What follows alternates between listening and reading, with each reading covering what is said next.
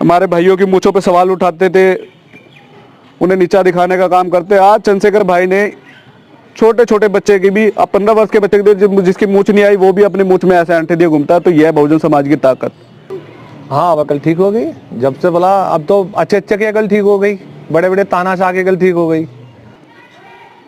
तो पीछे हटने की तो बात हटती नहीं है। ये मूंछे आज हमारे भाइयों ने और ऊपर कर दी है। पानी पीने तो सबको रोकते थे, मतलब एक नल का तो सबका। अच्छा, एक नल का सिर्फ उनका। आपने बताया 3 महीने, हम तो कई करोड़ हैं, अब तक गिनती होती नहीं हमारी। मैं इतनी बीमार हूँ, मैं तो एक हफ्ते में 2 हॉस्पिटल बदल दिए, पर उन्होंने टाइम देते समाज को दे रहे हैं। हाँ, मैं तो कहा मैं तो बाबा साहब का सपना पूरा करूँगा और काशी राम जी का। अपनी बातें रखते हैं, उसके बाद वो जेल चले जाए, उससे हमें परेशानी नहीं है। उससे परेशानी इसलिए नहीं है क्योंकि वो अपनों के लिए जेल जा रहे हैं, अपनों के लिए संघर्ष कर रहे हैं। आज इस समाज में एक वैसा व्यक्ति पैदा हुआ जिसने घर घर में एक चंद्रशेखर, एक मान्यवर काशीराम जी पैदा कर दिया। जब आपने भगत सिंह और चंद्रशेखर पैदा किए तो ये तो हो गई। मेरा नाम भगत सिंह है। वो जो आपके भाई हैं वो चंद्रशेखर और तीसरे वाले कमल किशोर जी 3 भाई हैं। जी बहनें? 3 है, हम तो कई करोड़ भाई हैं। लोग वहाँ कहते हैं। आपने बताया 3 महीने, हम तो कई करोड़ हैं, अब तक गिनती होती नहीं हमारी। एक ही स्कूल में पढ़े नहीं, भैया ज़्यादा एक्टिव रहे हैं।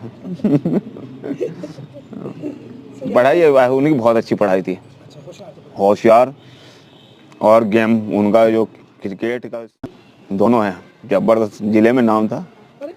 इतना टाइम नहीं मिलता भाई साहब से बात करने का। हाँ मतलब एक्चुअली हम ज़्यादा बात नहीं करते कहीं फ़ोन पे, या तो उनका ही फ़ोन आएगा हाल चाल के लिए भी, कैसे हैं मम्मी कैसी हैं, या हमें कोई ज़रूरी बात करनी होगी, वरना हम कभी फ़ोन नहीं करते। ये तो अभी कंटिन्यू चलेगा जब तक मनुवादियों की सरकार है। चलेगा बिल्कुल, जब तक बीजेपी की सरकार है बिल्कुल नहीं हटेगा। लेकिन ऐसा लग रहा है कि बहुजनवादी भी ताकतवर हो रहे हैं। भाई ये बाबा साहब की देन है, B.R. अम्बेडकर साहब की, मान्यवर काशीराम जी की।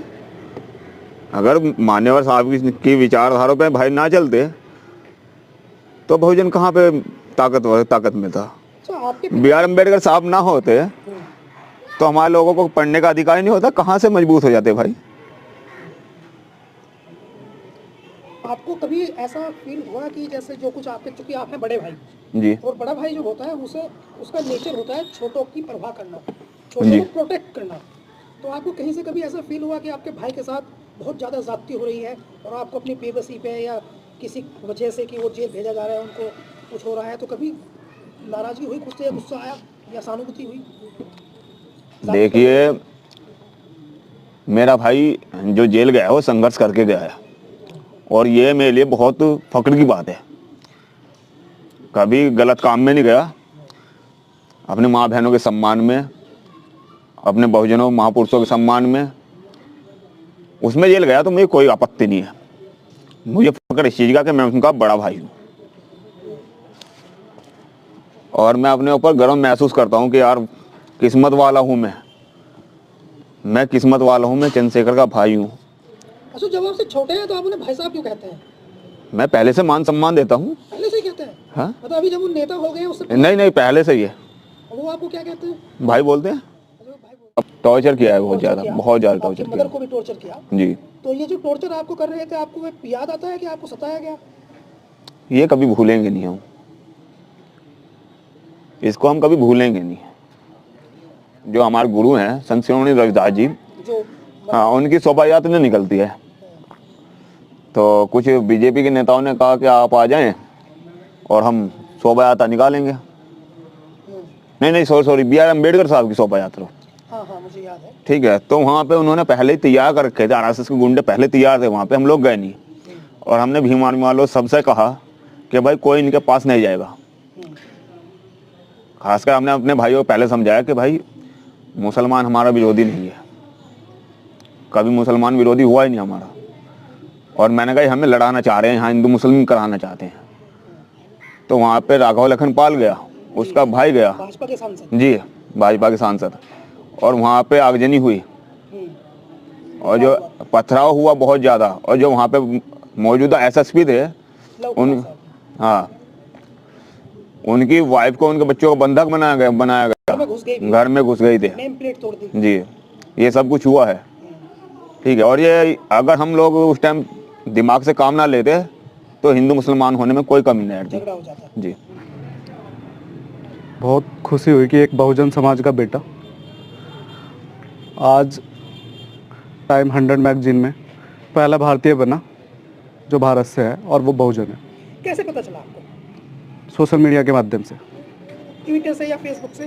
ट्विटर से। ट्विटर से पता चला आपको। और पहले दिन तो चर्चा ही नहीं हुई, कि धीरे धीरे करके 4 दिन बाद चर्चा। 4 दिन बाद पता लगा। क्यों? सोशल मीडिया पे मैंने देखा कि पोस्टें चल रही थी, हाँ, तो हार्दिक बधाई दे रहे थे तो भाइयों इसी को। दिन क्यों नहीं आपको पता चल पाया, ये हम समझना चाहते हैं। मतलब ये भारत की मीडिया की उदासीनता थी कि वो नहीं दिखा पाई इस बात को, या एक्चुअली मीडिया के बारे में तो बहुत अच्छा आपको भी पता होगा, मुझे भी पता है।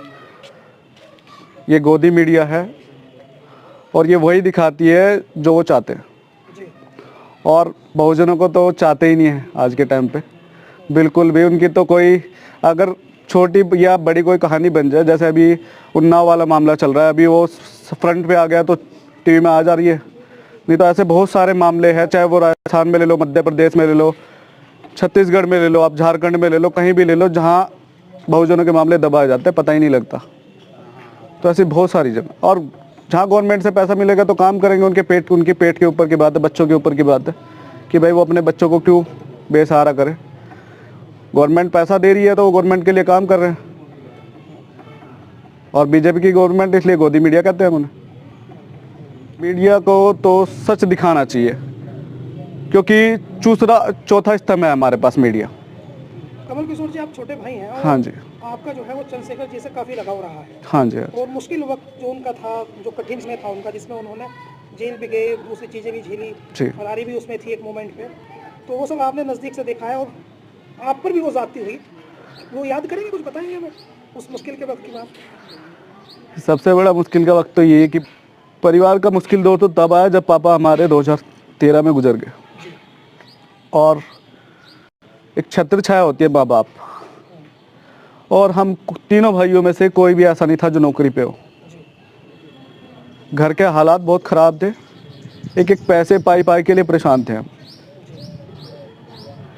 ये तो शुक्र है बाबा साहेब का, माननीय काशीराम जी का, जितने भी हमारे महापुरुष हुए, जो संविधान में बहुजनों के लिए इतने अच्छे प्रावधान लिख रखे हैं उन्होंने, जो आज हम यहाँ हैं।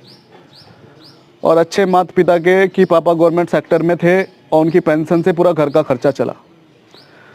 मुश्किल हालात में अगर वो पेंशन ना होती तो शायद आज पढ़ भी ना पाते हम, शायद आज आपके सामने बोल भी ना पाते, अपने समाज के सामने हम ये बातें भी ना रख पाते। मतलब वो मुश्किल दौर कभी भूल नहीं पाएंगे, ज़िंदगी में तो कभी भूल ही नहीं पाएंगे। लेकिन सबसे बड़ी उपलब्धि ये थी कि हमने अपने भाई के अंदर एक जज्बा देखा है, अपने समाज के लिए मर मिटने का, अपने बहन बेटियों के समाज के तबके को न्याय दिलाने का, उनके लिए लड़ने का एक मजबूत इरादा बाबा साहेब और माननीय काशीराम जी के सपना पूरा करने का। ये जो उन्होंने संकल्प ले लिया था बहुत पहले, और आज जिसे पूरा करने के लिए वो दिन रात समाज को एकजुट कर रहे हैं, 85% बहुजनों को एकजुट कर रहे हैं, उनके लिए खड़े हो रहे हैं, संघर्ष कर रहे हैं। मैं तो कहता हूँ बहुत अच्छी बात है। मैं तो कहता हूँ प्राउड करते हैं अपने भाई पे कि ऐसा शेर भाई घर में जन्मा, और हम उसके छोटे भाई, हम बहुत प्राउड फील करते हैं। एक मोटिवेट मिलता है, एक पावर में एनर्जी मिलती है जब वो किसी भी प्रोटेस्ट में जाके बैठते हैं, अपनी बातें रखते हैं, उसके बाद वो जेल चले जाए, उससे हमें परेशानी नहीं है। उससे परेशानी इसलिए नहीं है क्योंकि वो अपनों के लिए जेल जा रहे हैं, अपनों के लिए संघर्ष कर रहे हैं। आज इस समाज में एक वैसा व्यक्ति पैदा हुआ जिसने घर घर में एक चंद्रशेखर, एक माननीय काशीराम जी पैदा कर दिए। चलती रहती है, जब हवा चलती है ना तो जलती भी है। फिर अभी भी आपका जो है मन है कि अगर इस तरह के अत्याचार के मामले होंगे दलितों के साथ या वंचितों के साथ में, तो आप जो है उनकी गैर मौजूदगी में चंद्रशेखर भाई वहाँ हैं, तो यहाँ आप उनकी लड़ाई लड़ाई काम करेंगे मोटिवेशन? बिल्कुल भैया, बहुजन समाज के साथ जहाँ भी अन्याय होगा, वहाँ अगर जान की भी आफत लाले पड़ जाए, जेल जाना पड़े, कुछ भी करना पड़े, ये भी हमने भाई से सीखा है। माननीय काशीराम जी से सीखा है। तो जब विचारधारा है बहुजन समाज की, अब ये अंदर पैदा कर ली है तो पीछे तो हटने नहीं वाले। हम अपनी बहन बेटों के सर कटवा भी सकते हैं और काट भी सकते हैं, तो पीछे हटने की तो बात हटती नहीं है। ये मूछे आज हमारे भाइयों ने और ऊपर कर दी है, इनका बहुत अच्छा योगदान है।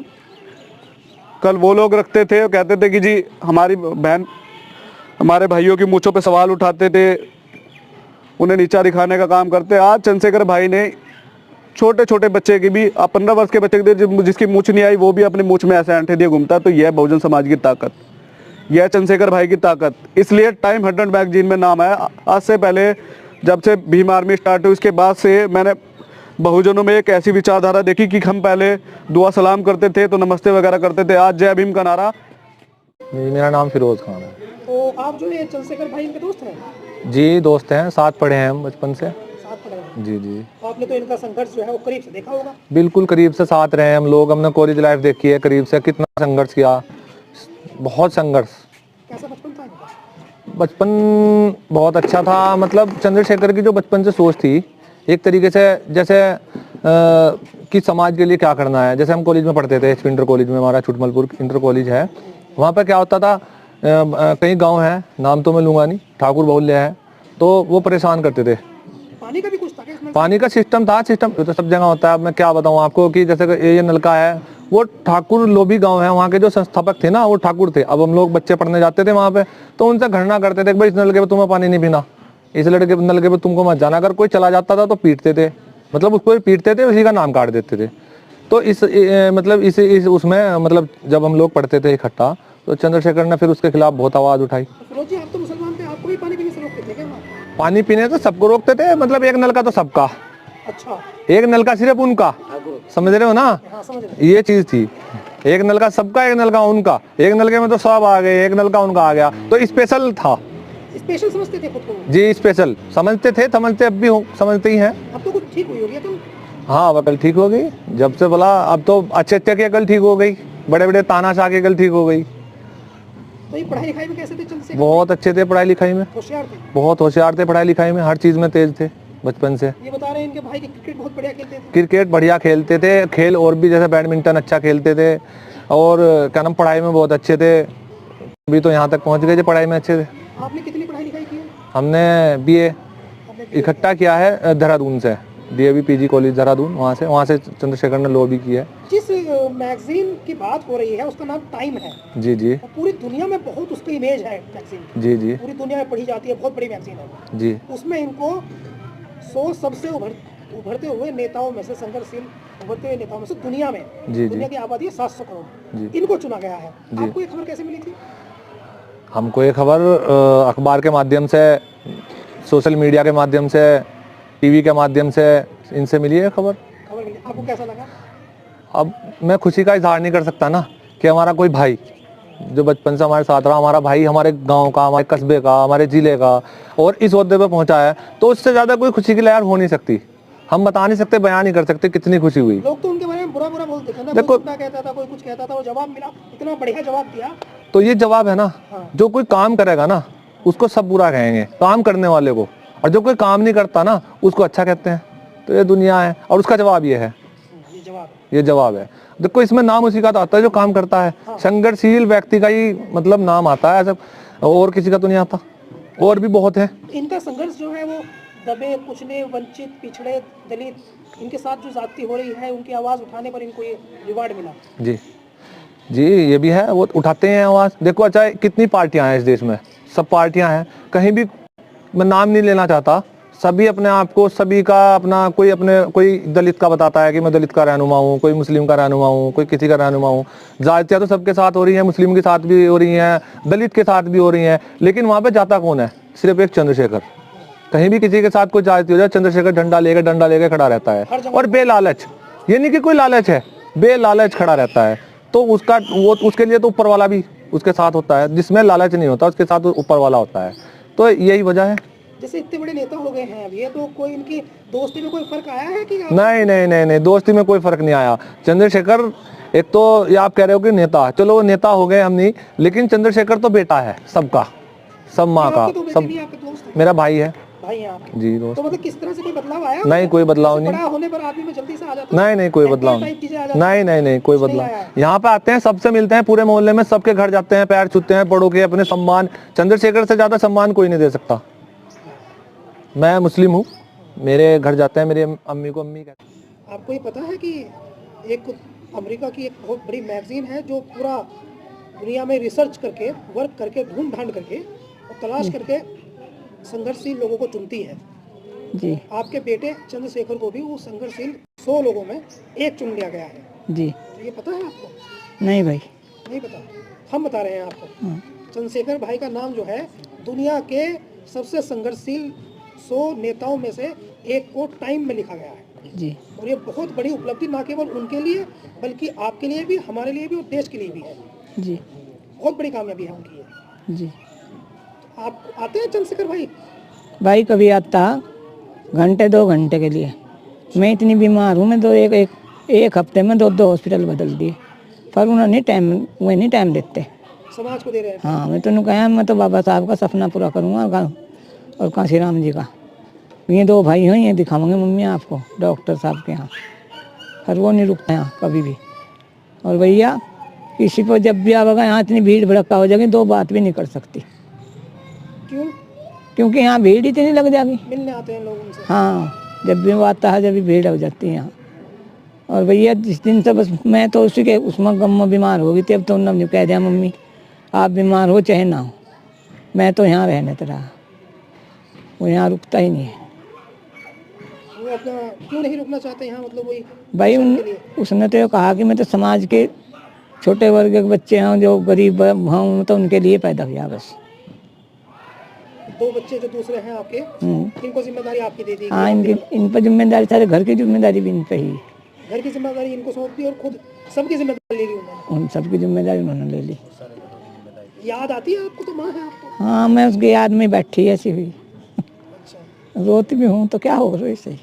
कह रहे थे, वैसे मेरी आज फोन पे बात हुई थी, क्या वो कह रहे थे कि मैं माता जी से मिलने जाऊंगा 2 तारीख को। पता नहीं उसकी कितनी 2 हों। कह रहे थे मुझसे। कह हाँ, कह रहे होंगे, कहें कुछ में करें कुछ। हाँ हाँ। उन्हें तो बस समाज का ही काम चाहिए जब भाई। आपने भगत सिंह और चंद्रशेखर पैदा किए तो ये तो हो गई।